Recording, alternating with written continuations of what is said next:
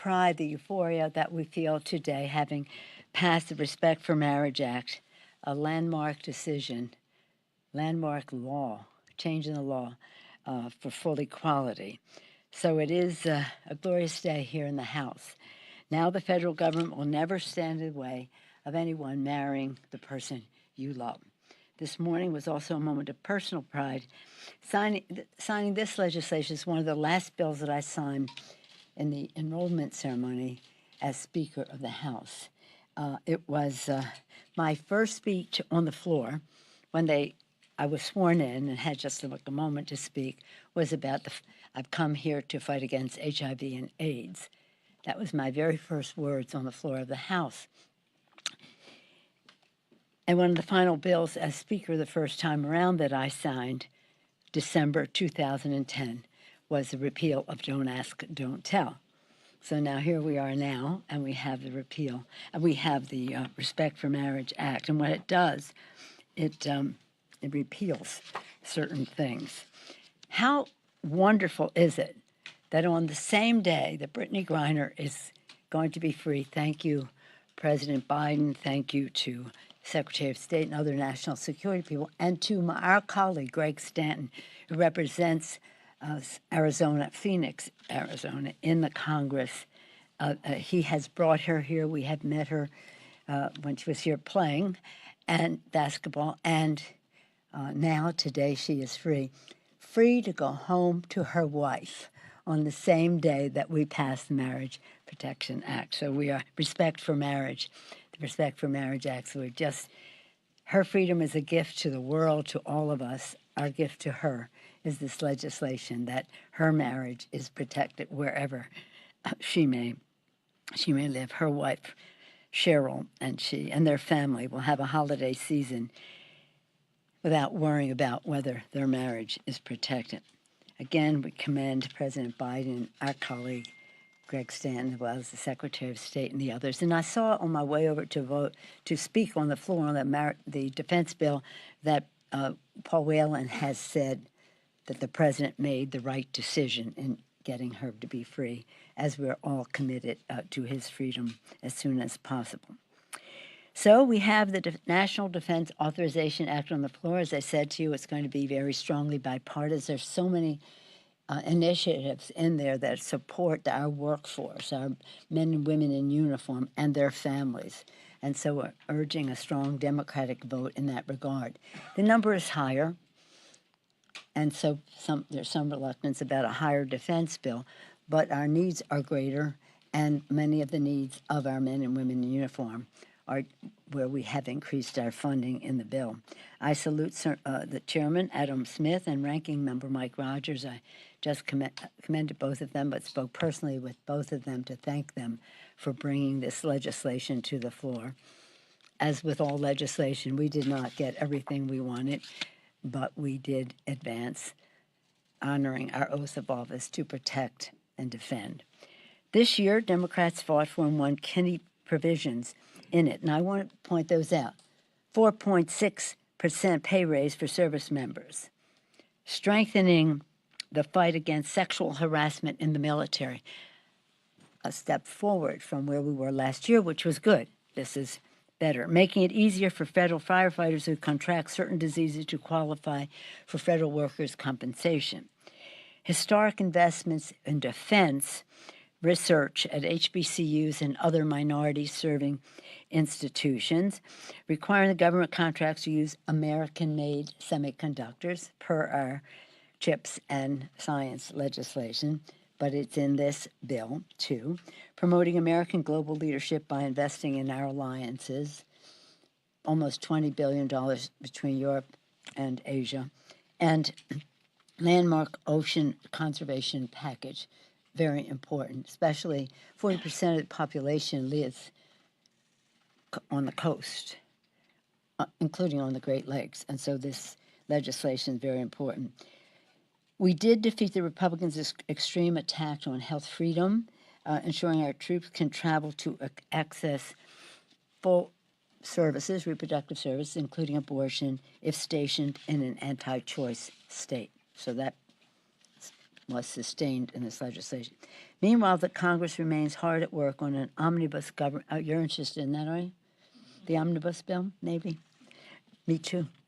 Under the tireless leadership of Chair Rosa DeLauro, and she has more, she's not 24/7, she's more like more hours and more days intensely onto this, making a bipartisan progress to assembling an omnibus. It must be bipartisan.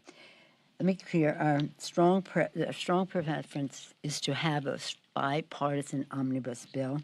We still see a pathway to achieving that. However, if we don't have it, we may be forced to put forth a year-long CR.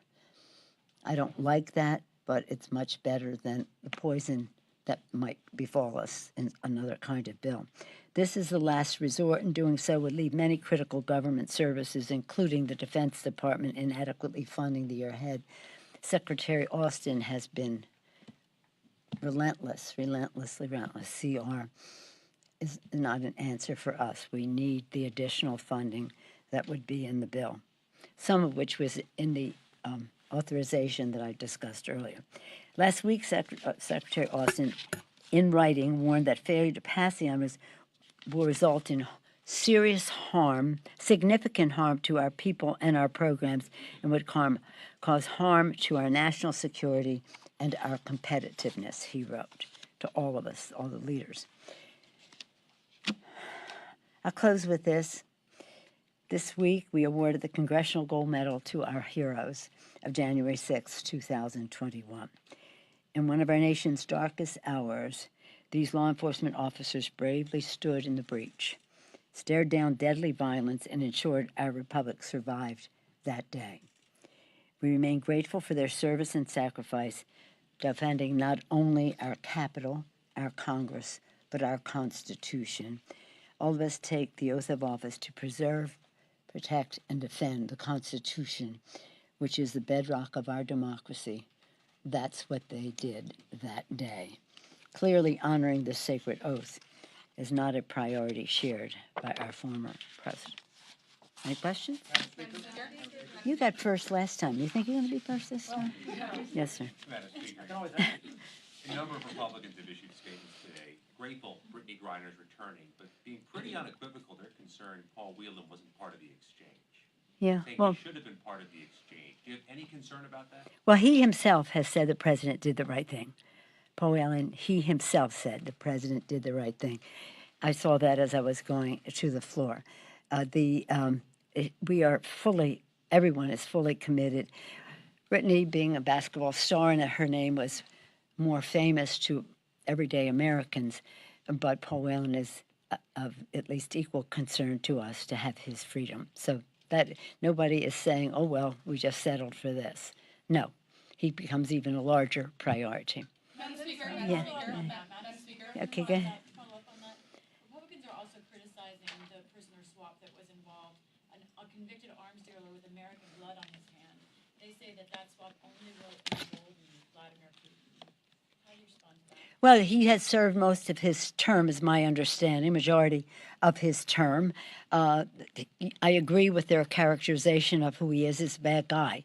But the fact is, we wanted Brittany Griner freed, and that's the leverage that we had to do just that. Madam Speaker, same-sex marriage. Americans overwhelmingly support same-sex marriage. What do you say to Republicans who voted against it that called this bill unnecessary or even misguided? Well, what is really even more curious is that there were 8 people who voted for it in its first form that we sent over to the Senate. What came back was more in their direction. It was not as strong as our original bill, although it's strong, but wasn't as strong as what we had. And you wonder why before the election they voted for it. Did they see that to be their advantage? And after the election, they voted against it. But we're so proud of this. America has always been about expanding freedom, always in our country, until the Dobbs decision. And that was most unfortunate because it took us in the opposite direction of expanding freedom. And also, the Justice was very clear in saying what he said would be at risk, and one of them was marriage equality. And so we had to make it a statute, the law of the land, not at the discretion of the Justice Department. Because the Justice Department already upheld its the constitutionality of marriage equality. So now he was going to say we're going to revisit that, despite everything they've ever said about privacy in the Constitution and precedent in the court. He was putting on the table that might be a victim of his misguided attitudes. So this was important. To follow up on this. Yes, sir. Okay. Can you comment on the Oversight Committee's report on the Washington Commanders football team, and how do you think the NFL should respond to what the investigation uncovered, and would it include, in your mind, Dan Snyder selling the team? Let me just say that I'm a sports fan, and what I love about sports is I don't have to get involved in policy. It's all about the numbers. It's all about the numbers. It's interesting that they've changed their names to the Commanders. I quite frankly have not read that report, so I cannot speak with any authority on it. But I would not be an expert in that regard. I do. I'm excited about the progress our San Francisco 49ers are making. I'm a big supporter of the Ravens. In fact, I think I told you this, but when my husband was assaulted and in that horrible situation, when he came out of surgery, my son was the first one to talk to him when he could talk, and he said, Mommy's on her way home on the plane from D.C., and the first thing he said coming out of surgery is, oh, she's going to be so happy because the Ravens won last night.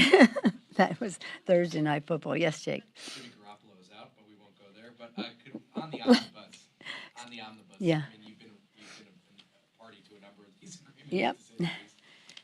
It's December 8th, so Yeah. and Shelby keeps saying you're $25, $26 billion apart. They want to count the money that you spent in reconciliation. I mean, give us a sense of where you think this is going. I know you think that appropriators can generally work these things Yeah, I out, do. You but they're remember not that. working these things out at this point. Yeah, as an appropriator myself, I know that left to their own devices, they can come to a conclusion, and a fair one. What influence their leaders have on that decision to say they want to cut the DOD. Here's what it always is. We have a big defense number. As I said on the floor, we need a bigger defense number because not only to keep us qualitatively and technologically ahead of the game, and that takes some money. Also, we have first and foremost the concern of our men and women in uniform, a pay raise, housing allowance, help to the commissaries so that their food costs are lower. And the list goes on in terms of what it means to the quality of life of our men and women in uniform.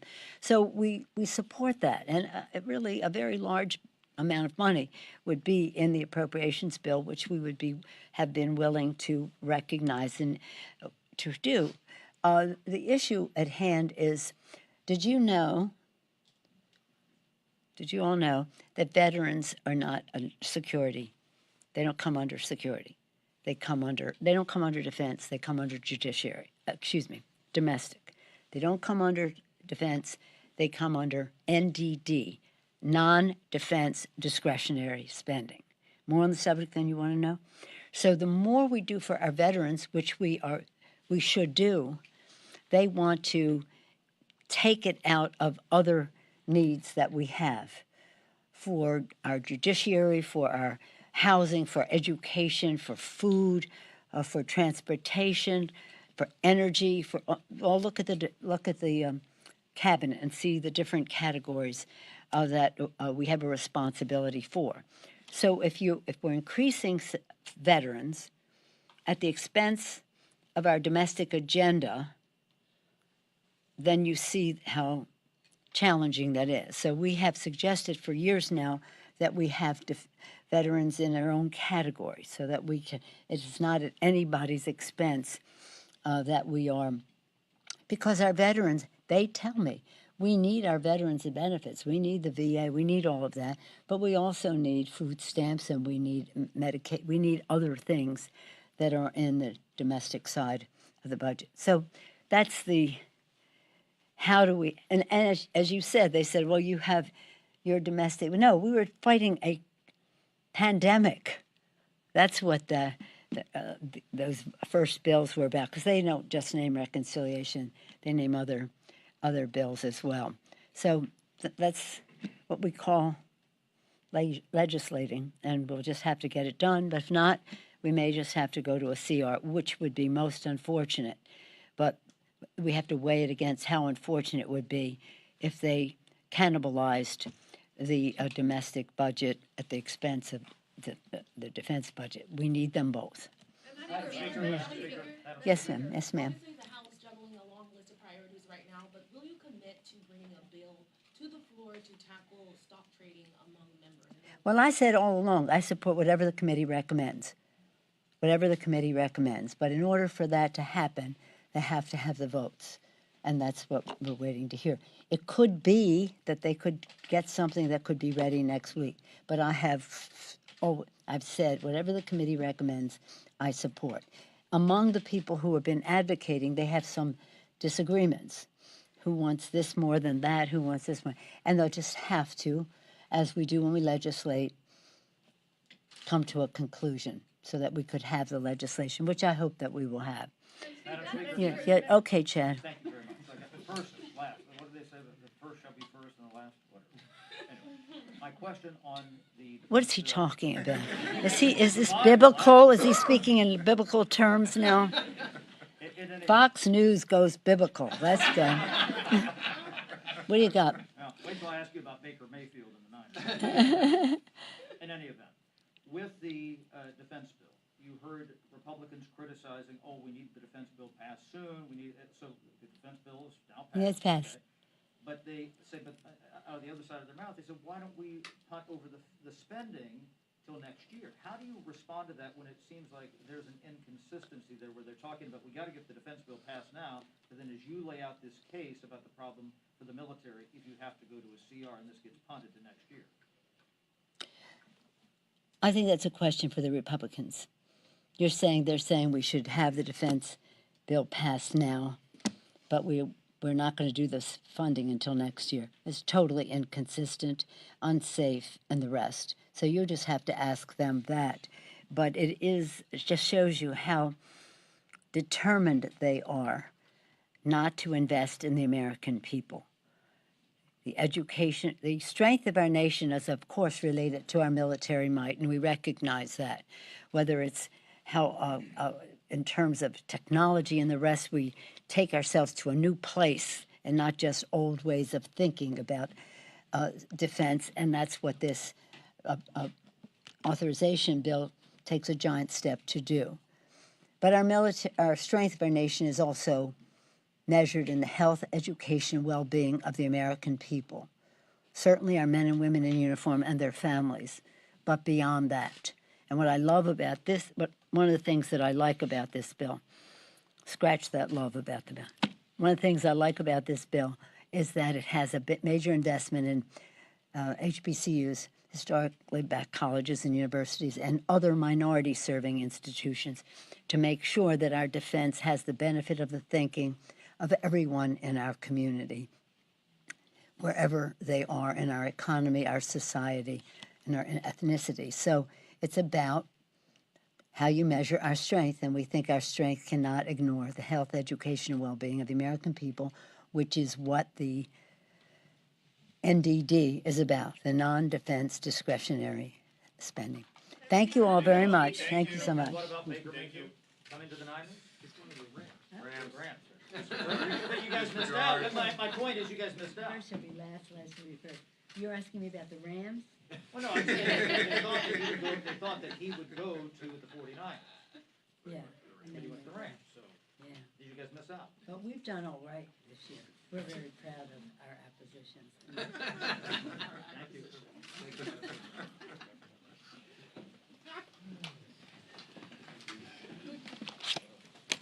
Could we take your first question, Chad? You should use voting time more wisely. What's that? Could we take